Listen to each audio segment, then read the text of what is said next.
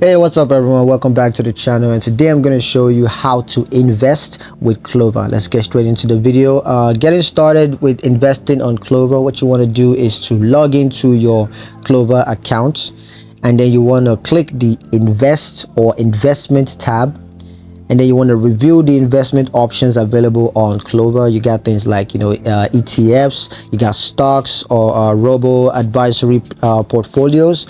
And then once you review the investment option, you could just go ahead and set investment goals. That could be savings for retirement or a down payment on a house or whatever it is.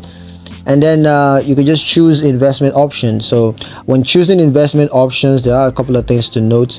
So the first is risk assessment. So you want to complete a risk assessment to determine your risk tolerance and investment strategies.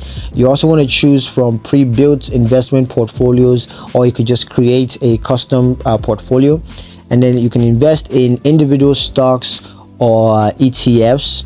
And there's also the option to invest in robo advisory portfolios that automatically diversify and rebalance your investments.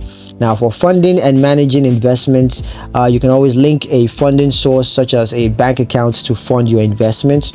You can also set the amount that you want to invest, and just set up automatic investment to regularly invest a fixed amount if you want to, or you could just monitor and adjust investments, your portfolio as required. So these are things that you can do as far as funding and managing investments. So yeah, that's pretty much it for the video, guys. Hope you liked it. Hope you found the video useful. If you did, like the video, comment down below, let me know what you thought, share the video with your friends, and subscribe to the channel if you haven't done so already. And I will catch you guys in the next one.